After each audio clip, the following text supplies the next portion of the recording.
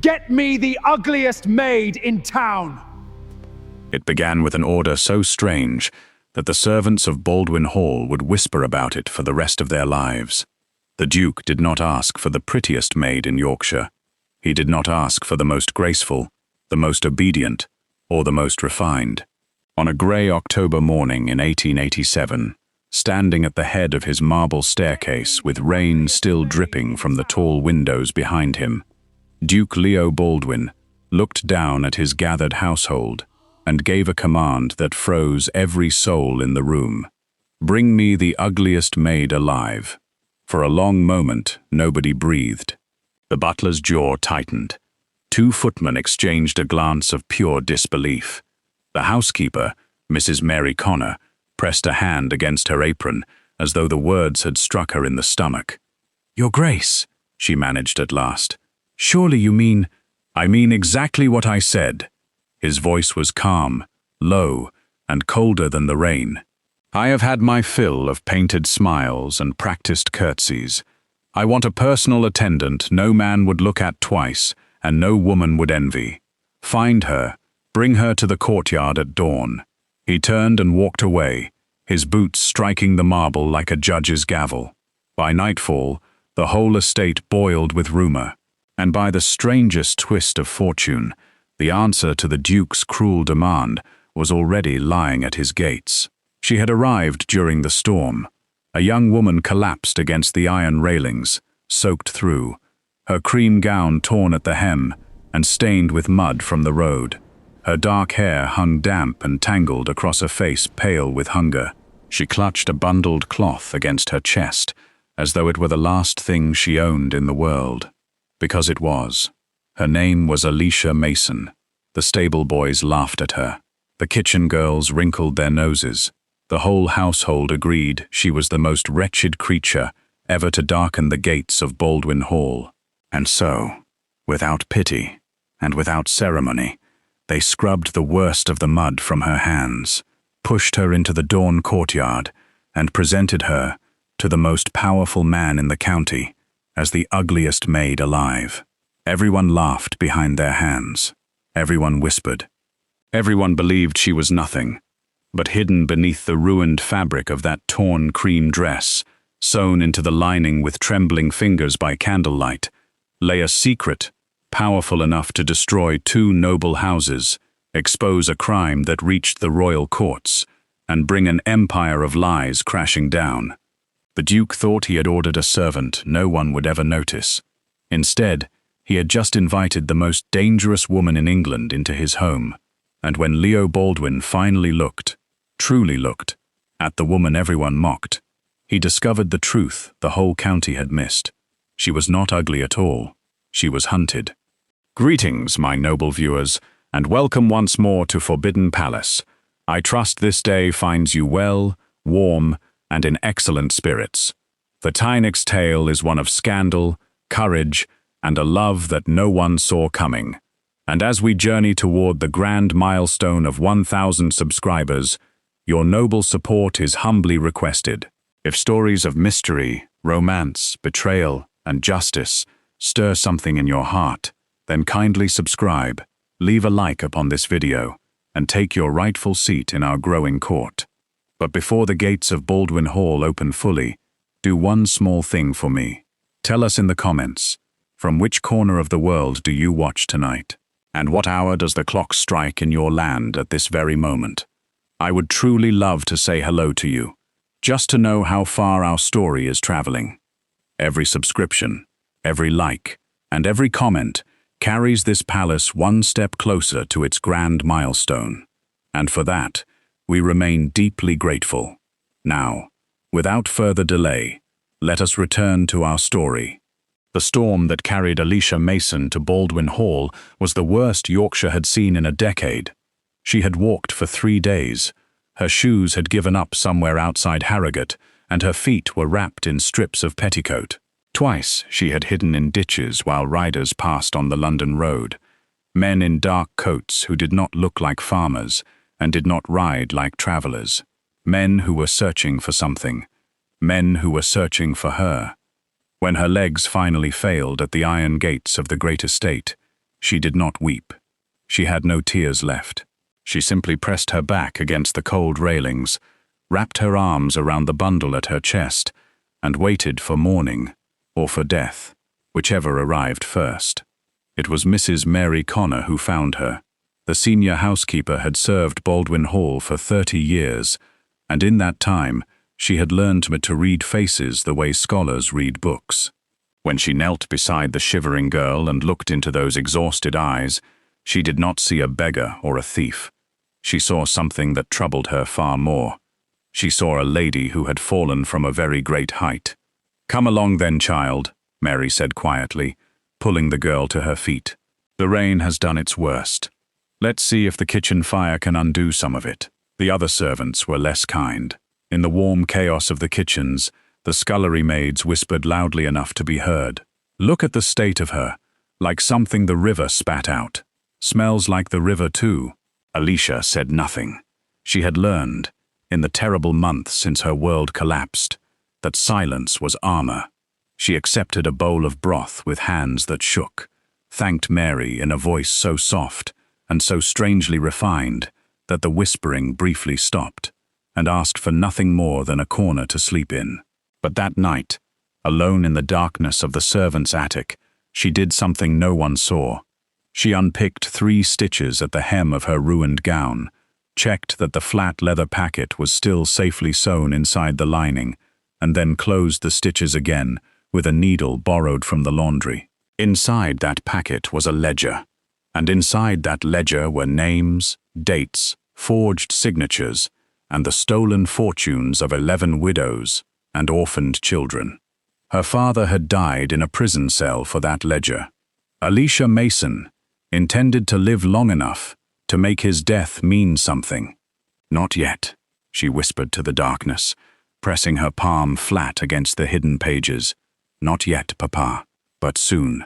Downstairs, in a study lined with mahogany and firelight, the Duke of Baldwin Hall was giving the order that would change both their lives forever. To understand why a man would demand the ugliest maid alive, you must first understand what beauty had cost Leo Baldwin. At 34, the Duke was everything the society pages adored. Tall, broad-shouldered, dark-haired, with grey eyes that seemed to weigh and measure everything they touched. He commanded one of the oldest fortunes in the north of England, held connections that reached the royal household itself, and carried himself with the controlled stillness of a man who never moved without purpose. Mothers across 3 counties had spent years hurling their daughters at him like roses at a stage. And 7 years ago, one of those roses had nearly destroyed him. Her name did not matter anymore. What mattered was that she had been beautiful, the way winter is beautiful, dazzling, flawless, and utterly without warmth. Leo had been young enough to believe that a lovely face must hold a lovely heart.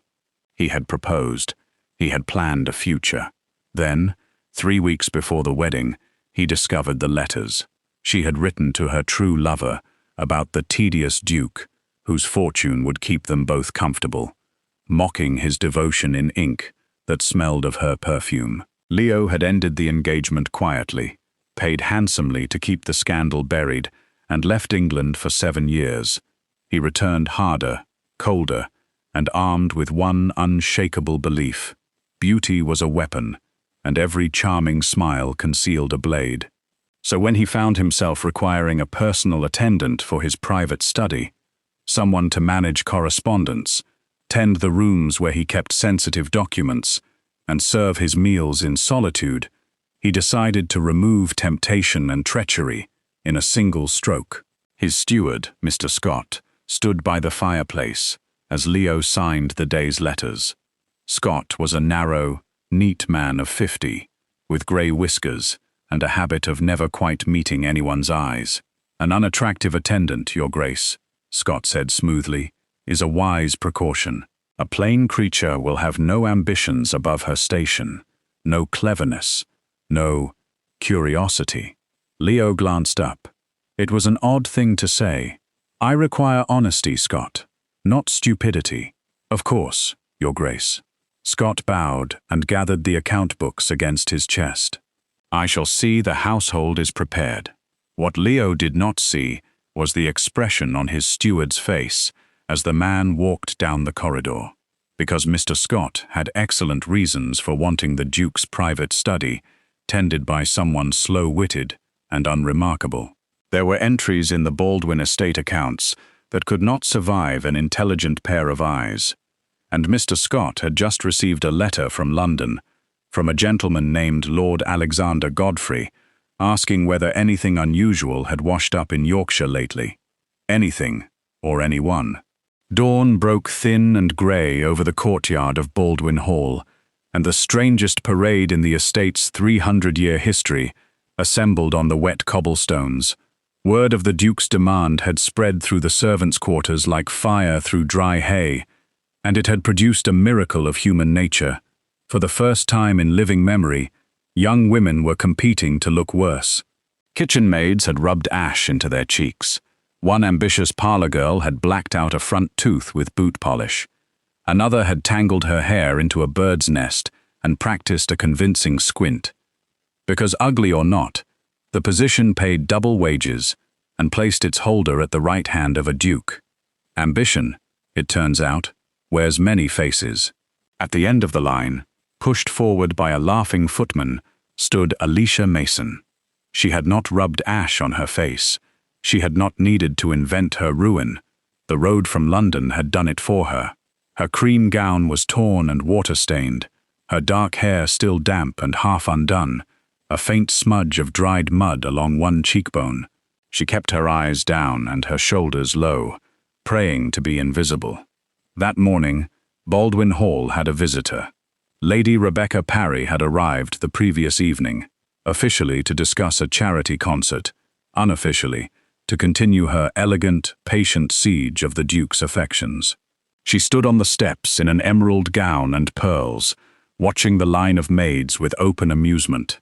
"Good heavens, Leo," she laughed, her voice like polished silver. "It's a parade of scarecrows. And that one at the end," her fan flicked toward Alicia, "looks as though she crawled out of a grave. Really, one should charge admission." A ripple of laughter ran through the courtyard. Alicia's cheeks burned, but she did not lift her head. The Duke walked the line slowly, and his boredom deepened with every step. He could see the ash and the boot polish. He could see the ambition underneath the theatre. It was the same performance he had watched in every ballroom in London, simply staged in reverse. Then he reached the last woman in the line. She did not squint at him. She did not curtsy too deeply or tremble prettily.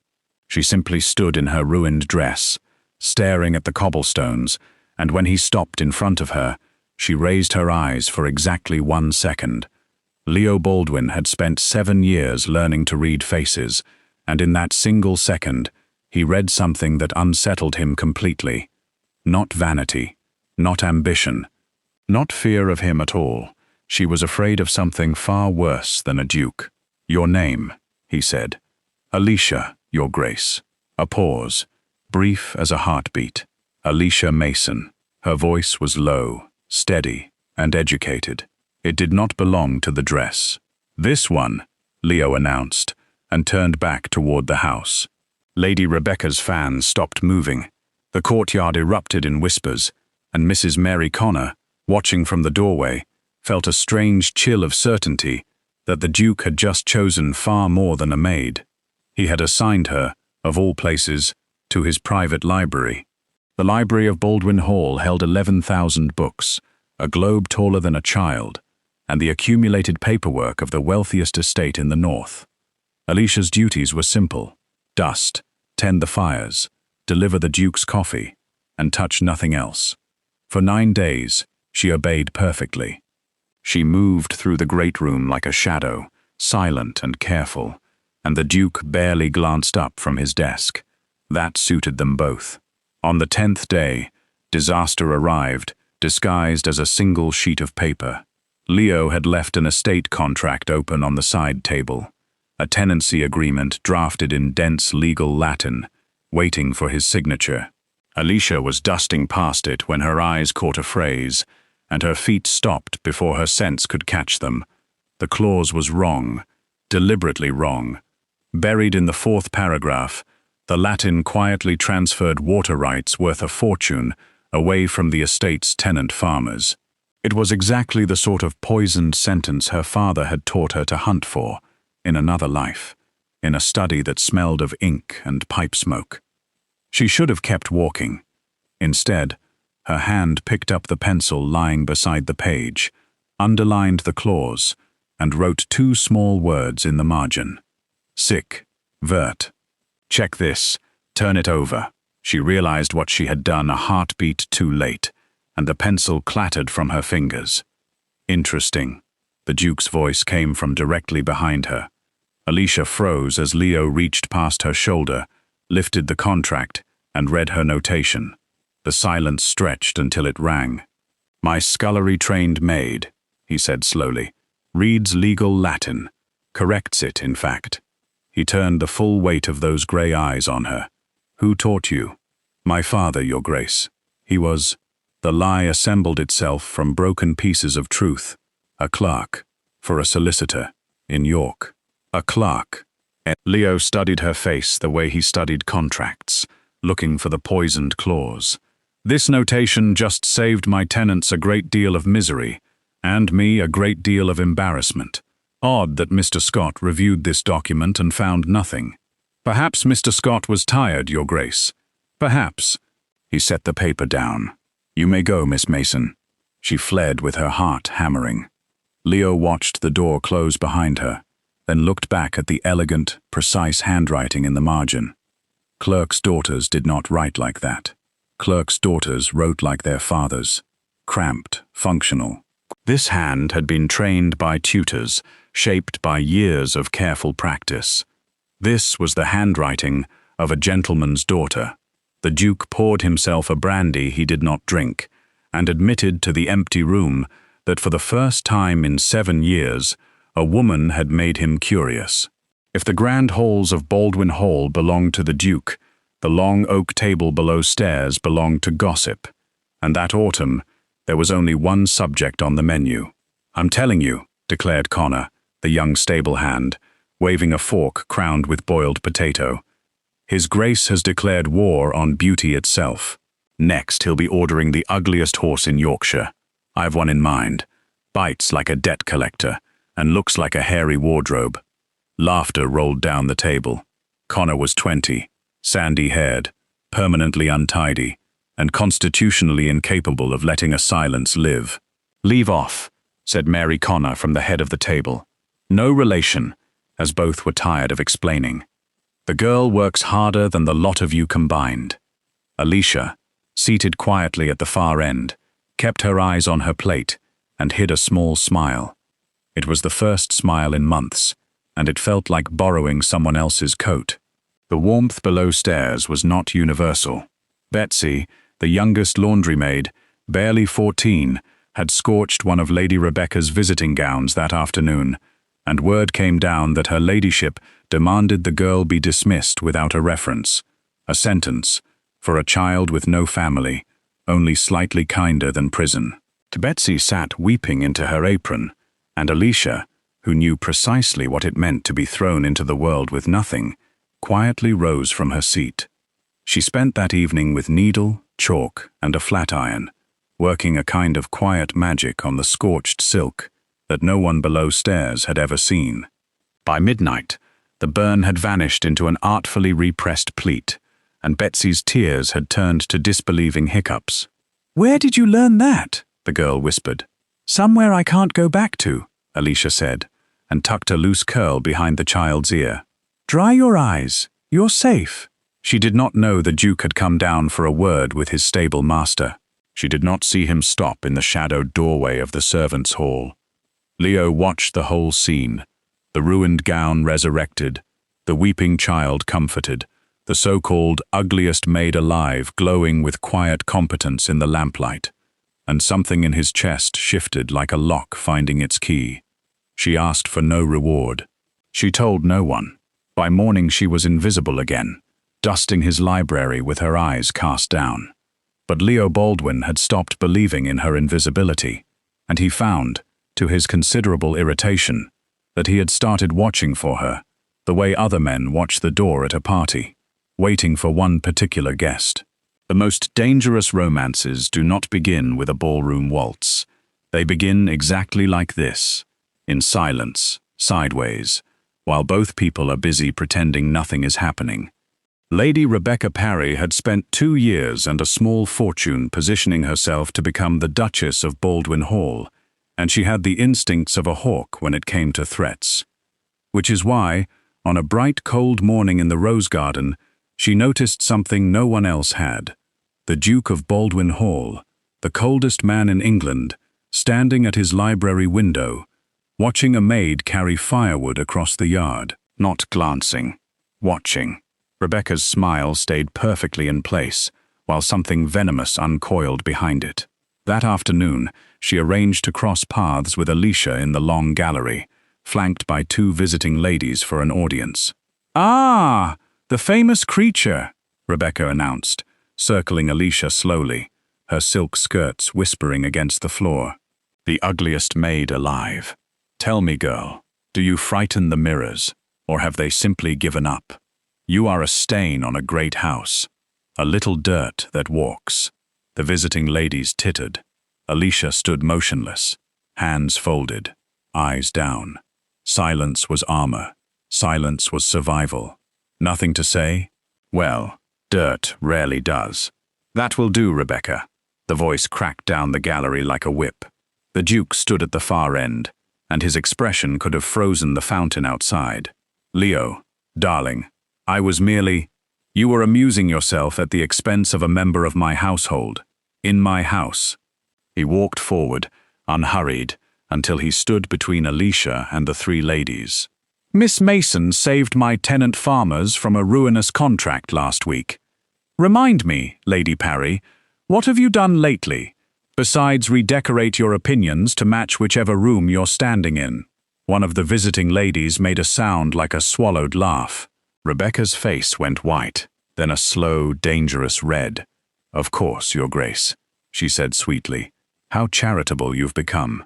But that night, alone in the guest wing, Rebecca did not sleep.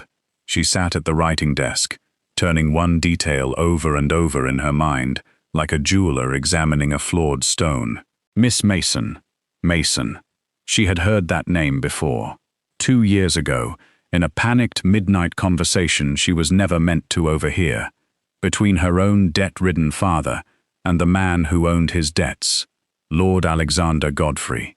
Rebecca drew a sheet of paper toward her and began to write. "My dear Lord Godfrey, you once mentioned a certain scholar's daughter who vanished from London with something that belongs to you. I believe I have found her. She is here, at Baldwin Hall, hiding beneath a servant's cap, and the Duke is beginning to look at her in a way I do not like. Come north for the winter banquet. Come quickly." She sealed the letter with wax the color of blood. The man came on a moonless night in November, through the scullery window, with a knife in his boot and a description in his memory. A dark-haired girl in a cream gown. Find the gown. Bring the lining. Alicia woke to the creak of the attic stairs. Months of running had trained her body to wake completely, instantly, silently. She rolled from her cot, dragged her blanket into the shape of a sleeper, and slid beneath the great laundry table just as the door eased open. From under the table, she saw boots, city boots, wrong for Yorkshire mud, move slowly through the darkness. She watched them stop at her cot. She watched gloved hands lift her spare apron, feel along its seams, and toss it aside. He was not searching for valuables. He was searching for stitching. He knew. Her lungs burned with held breath. The boots turned toward the laundry table, and then the night exploded with the clang of an iron bucket bouncing off a human skull. "Burglar!" bellowed Connor, the stable hand, who had been up tending a sick mare and had followed the swinging of a shuttered lantern. "Thieves! Murder! Yorkshire! Awake!" The intruder bolted, half-blind, with Connor in furious pursuit, hurling horseshoes and colorful opinions with equal accuracy. The man vaulted the kitchen garden wall and vanished into the dark, leaving behind one bleeding ear and one thoroughly roused household. They found Alicia still beneath the laundry table, shaking so hard she could not stand. It was the Duke himself, coatless, dishevelled, a pistol still in his hand, who knelt and helped her out. "He was in your room," Leo said quietly. "Servants' attics hold no silver, Miss Mason. Whatever he wanted, it was yours." His grey eyes searched her face. "Tell me the truth. Let me help you." For one desperate moment, she nearly did. Then she remembered her father's face through prison bars, remembered that he too had trusted a powerful man with the truth, and remembered how that trust had been repaid. "I don't know what he wanted, Your Grace." Leo was silent for a long moment. Then he did something she did not expect. He took off his own coat, settled it around her shaking shoulders, and said, very gently, "A woman who fears the truth has usually been punished for telling it. When you are ready, Alicia, I am not the man who punished you." It was the first time he had ever used her Christian name. She wore his coat until dawn, and hated how safe it felt. The confession came 3 nights later, in the library, at the hour when honesty becomes easier than sleep. Leo had taken to working late, and Alicia to tending the library fire long past necessity. Neither admitted the obvious, that these quiet hours, him at his desk, her with her mending by the hearth, conversation drifting between them like the firelight, had become the part of the day they both lived for. That night, he set down his pen and asked her about a line of Virgil she had murmured while stacking books. She answered without thinking, in flawless Latin, and the silence afterward held them both. "Your father was no clerk," Leo said softly. It was not an accusation. It was a door opened. And Alicia Mason, who had carried her silence like a stone for a year and a half, finally set it down. "My father was Sir Edmund Mason," she said, "scholar of the royal courts, keeper of the Widows' and Orphans' Inheritance Trust." Her voice stayed steady until the 3rd sentence. "He was accused of stealing from the very families he protected. He died in prison 14 months ago, awaiting a trial that was never meant to happen." Leo went very still. He knew the name. All of England knew the name. It had been a scandal served with breakfast for a season, then forgotten. "They said the money vanished under his signature," Alicia continued, staring into the fire. "It did, because his signature was forged by a man he trusted. My father discovered the theft and gathered the proof, a ledger, in the thief's own hand, recording every stolen inheritance. 11 families, Your Grace. Widows, children. Before he could bring it to the Crown, he was arrested on that same man's testimony." "Who?" Leo's voice had gone dangerously quiet. "Lord Alexander Godfrey." The name landed in the room like a dropped blade. Leo rose slowly from his desk. "Godfrey," he said, "is invited to my winter banquet. He arrives Friday, as does Lady Rebecca Parry, whose father, I am told, owes him a fortune." The fire cracked. Alicia stood, and for the first time since her world had burned, she did not lower her eyes before a powerful man. "Then Friday," she said, "he will be in the same room as my father's ledger." "It has never left me, Your Grace. It is sewn into the lining of the dress I was mocked in. The dirt everyone laughed at has been guarding the truth all along." Leo crossed the room and stopped before her, closer than a duke should stand to a maid, and made her a promise no one had made her in a very long time. "Then on Friday, we stop hiding, both of us. And Alicia," his hand rose, almost touching her cheek, close enough that she could feel its warmth. "When this is over, remind me to tell you what a blind fool I was to ever call any other woman beautiful." She did not step back. That, too, was a confession. The winter banquet of Baldwin Hall was the crown jewel of the northern season. 200 candles burned in the great hall, crystal rang, silk rustled, and half the aristocracy of Yorkshire arrived to eat the Duke's venison and trade the Duke's gossip. Lady Rebecca Parry arrived like a declaration of war. Wine-red silk, diamonds at her throat, and a smile sharpened to a point. On her arm, resplendent in burgundy and false charm, walked Lord Alexander Godfrey, silver-templed, smooth as oiled mahogany, greeting old acquaintances with the easy warmth of a man who has never once been caught. Alicia served that night. It was Leo's own design. Let them see a maid. Let them underestimate you one last time.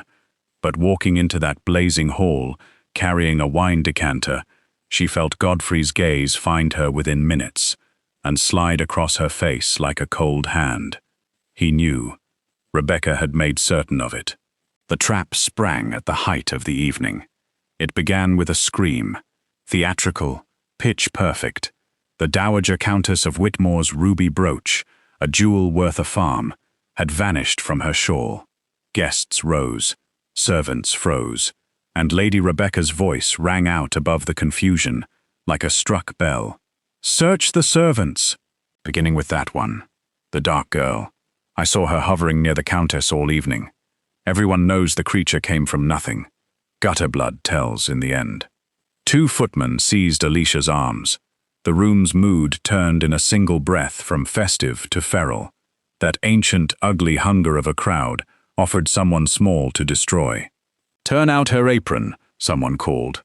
They did, and from Alicia's apron pocket, flashing bloody fire in the candlelight, fell the Countess's ruby brooch. The hall erupted. Rebecca pressed a gloved hand to her lips, eyes shining. Godfrey shook his silver head with magnificent sorrow. "A whipping, I should think," he said mildly. "Before the magistrate takes her, one must protect decent households from such vermin." Alicia stood in the storm of it, and the old instinct screamed at her to shrink, to vanish, to survive. Instead, she lifted her chin and looked at Leo. The Duke had not moved. He stood at the head of the hall, wineglass in hand, watching his guests with the cold attention of a man counting wolves. He let the ugliness bloom for exactly 10 seconds more, letting every guilty face declare itself, and then he set down his glass, and the click of crystal on wood silenced 200 people. "Curious," Leo said. "Miss Mason served the east tables all evening. The Countess sat west. But before we weigh her word against a lady's," his gaze cut to Rebecca, "perhaps we should hear the person who was watching the cloakroom." From the servants' door, twisting her apron in her hands but standing firm, stepped Mrs. Mary Connor. "Begging your Grace's pardon," Mary said, voice shaking and clear, "but I saw Lady Parry take that brooch from the Countess's shawl during the second course, and I saw her slip it into Alicia's apron pocket, with her own hand, when the girl passed with the wine. I've served this house 30 years. I'll swear it on my life and my Bible, and I'd like to see anyone call me a liar." The hall went utterly, deliciously silent. Rebecca laughed, one note too high. "The word of a housekeeper against mine? Leo, darling, this is absurd." "It is," Leo agreed pleasantly.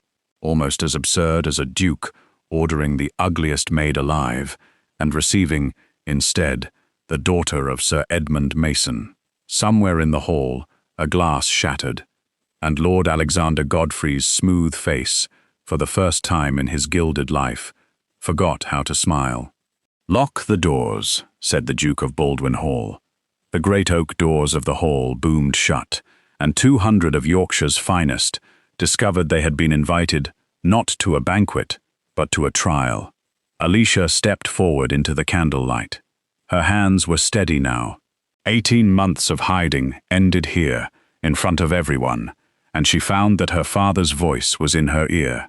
"The truth, child, is the only inheritance they cannot forge." "My name is Alicia Mason," she said, and her clear voice carried to the rafters. "My father was Sir Edmund Mason, keeper of the Widows' and Orphans' Trust, the man England was told robbed the helpless and died a thief. Tonight, I will show you whose hand actually signed those thefts." She reached into her sleeve for the small sewing scissors she had carried all evening, and before the frozen assembly, she cut open the lining of her old cream dress, worn tonight beneath a servant's apron at her own insistence, and drew out a flat leather packet, watermarked, mud-stained, and intact. "You mocked this dress," she said softly. "You mocked the dirt on it. That dirt has been guarding 11 families' futures for a year and a half." The ledger passed to the Duke, and Leo read aloud. Names, dates, sums, and signature after signature in Lord Alexander Godfrey's unmistakable hand, alongside the forged marks of a dead scholar. What followed was scandal, drama, and pure delicious chaos. Mr. Scott made his move first, the steward lunging for the candelabra, meaning to burn the ledger where it lay. He got exactly 4 steps before Connor the stable hand, who had been posted by the Duke's orders at the servant's door, in case rich folk started running, brought him down with a flying tackle that overturned a dessert trolley and buried the traitor in trifle. "Evening, Mr. Scott," Connor said cheerfully, sitting on him. "Lovely night for a confession." Godfrey ran for the terrace doors. He found them locked, and found the Duke's gamekeepers waiting behind them, and found, as villains eventually do, that a lifetime of smoothness is no use at all against an honest pair of handcuffs. Rebecca attempted tears, then fury, then a fainting spell so unconvincing that the Dowager Countess, retrieving her own brooch, remarked that she had seen better acting from a scarecrow. When the constables had taken the guilty and the guests had been released into the night to spread the story across 3 counties, which they did, with tremendous enthusiasm, Leo found Alicia alone on the frost-silvered terrace, wrapped in his coat again, watching the stars come back out. "Your father's name will be cleared before Parliament sits," he said. "The stolen inheritances will be restored. Every family." He paused. "You could go anywhere now, reclaim everything. London would receive you as a heroine. And what would you have me do, Your Grace?" "Stay." The word came out rough, unguarded, nothing like a duke. "Not as a maid. Never again as a maid. Stay as the woman who walked into my house in a ruined dress and repaired everything in it, including its master." He took her cold hands and pressed them to his chest, and the last of his winter melted. "I ordered the ugliest maid alive, Alicia Mason, and heaven sent me the bravest woman in England instead. Marry me." The ugliest maid alive laughed, bright and free, the laugh she thought she had lost in a prison corridor 14 months ago. "You should know, Your Grace," she said, rising on her toes. "I intend to correct your contracts forever." "I'm counting on it," said the Duke. And there, under the winter stars, in a torn cream dress that had carried the truth through storm and fire, she kissed him, slow and certain and entirely unhidden, while somewhere below stairs, Connor collected an outrageous sum of money from every footman who had bet against it. My noble viewers, before the final curtain falls upon tonight's tale, allow me one moment more of your gracious company.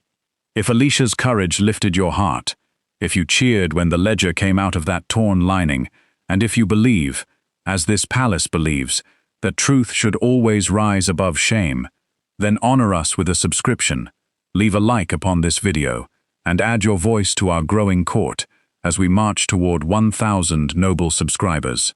And tell me this in the comments. Was Duke Leo right to trust Alicia before he knew her full story? Or would you, like the banquet crowd, have doubted the girl in the ruined dress? Subscribe to see how our next tale unfolds, and comment where you're watching from. I will love to say hello to you, just to know how far our story is going. Every comment is read. Every voice is treasured. Stories, after all, are not merely watched. They are shared, felt, and remembered. And so, beneath the golden lamps of Baldwin Hall, the woman once paraded as the ugliest maid alive stood at last where she belonged. Not in shame, but in honor. Every soul received their due. Lord Alexander Godfrey was stripped of his title, his fortune, and his freedom, and traded his silk gloves for prison grey. The 11 families he robbed were repaid to the last shilling from his seized estates. Lady Rebecca Parry was cast out of society, not because she lacked beauty, but because she lacked mercy, and discovered that a sharpened tongue is poor company in an empty drawing room. Mr. Scott was dismissed in disgrace, gave evidence against his master to save his own neck, and spent his remaining years explaining trifle stains to anyone who would listen. Mrs. Mary Connor, whose courage turned the tide of the banquet, was made head housekeeper of Baldwin Hall, with wages to match her worth. Connor the stable hand received enough gold to open his own horse-yard, though he insisted to his dying day that he only helped because someone had to stop rich fools from running in circles. Sir Edmund Mason's name was cleared before the courts of England, restored with full honours, a father's dignity returned by a daughter's stubborn, magnificent courage, and Alicia Mason became the Duchess of Baldwin Hall. She regained her name, her inheritance, and her voice, and she used all three. Within 2 years, the east wing of the estate opened its doors as a refuge for abandoned girls, widows, and servants with nowhere left to go, where every arrival was met at the gates, the way Mary Connor once met a drowning girl in the rain, with warmth first, and questions later. As for Duke Leo Baldwin, he learned the lesson that changed his life, that the greatest beauty is not found in a flawless face, but in a brave heart that refuses to die quietly. Visitors noted that the proud Duke smiled easily now, and that he kept, framed above his library desk, a scrap of torn cream fabric that he refused to explain to anyone. In time, Baldwin Hall became famous, not for scandal, but for mercy. Thank you for watching Forbidden Palace.